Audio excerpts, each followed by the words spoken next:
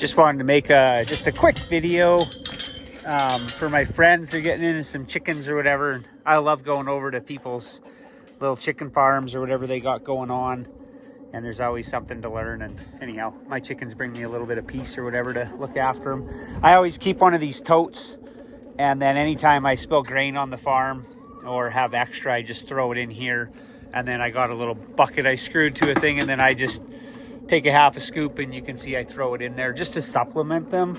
I do buy them chicken layer rations, 17%. I have tried to make it, but they just never seem to quite do as good on the stuff I make. But at least if I supplement them, then they don't quite eat as much. And then I built this chicken coop years ago, so I got power into it. That's a dryer vent I put on it just for air circulation. And I'm going to upgrade it this winter with a better heating system. So I gave them a roost, and then it's just chained to the wall and chained here. And then I got a hook here. So when I'm cleaning it, I can just lift it up out of the way so I can get in and clean it. And then all of my roosts are 5-gallon buckets. And then if I had built them, because when you screw them to the wall, there's a slight pitch. And so if you don't put straw in there, then when they lay an egg, it'll roll underneath and it'll be guarded. And then you can collect the egg there. And so again, cheap and easy and free kind of idea.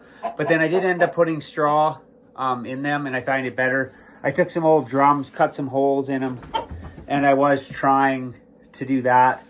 I thought if I had a chicken that went broody, then she could kind of be all by herself in here, which it works for that. But because I don't want them brooding on their own, I'm incubating.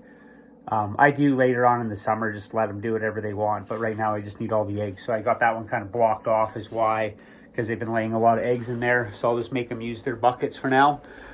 And then I partitioned this off so that when my hatching, I can close that off, and then my main chickens stay on this side.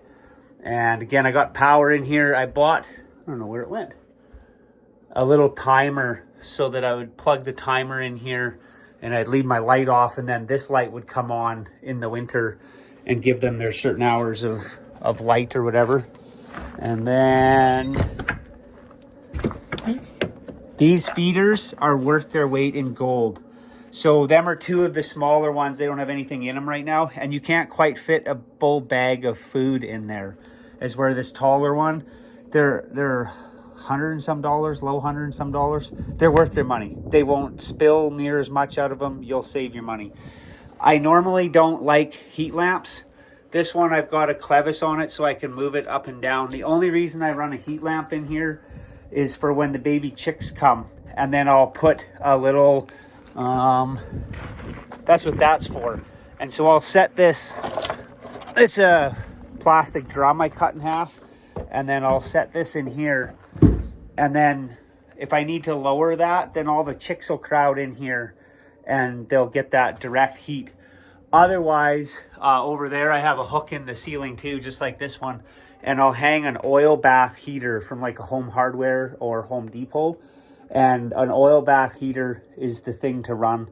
These things, even if you run the cages on them, you can still have the potential for a fire hazard, as them oil bath heaters, they're pretty good that way. So yeah, then I'll keep my chicks in here, and then I've just separated my pens and then put this netting on panels or whatever, and then zip tied it to the panels, and I mean, gave them a little sunshade roof over there. They have access to water at the dugout, and you know, it's whatever, pretty simple setup, but all good ideas. Every time I go to somebody else's place, I pick up on a bunch of ideas from them too.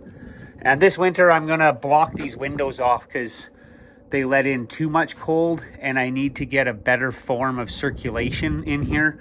So I'll likely wire in bathroom exhaust fans, and then use Inkbirds to control them. I was building a bee barn that's temperature and humidity controlled, and it worked fairly well. So I'll adopt some of those ideas into my chicken barn thing, and maybe put out a video this fall kind of deal when I get that done.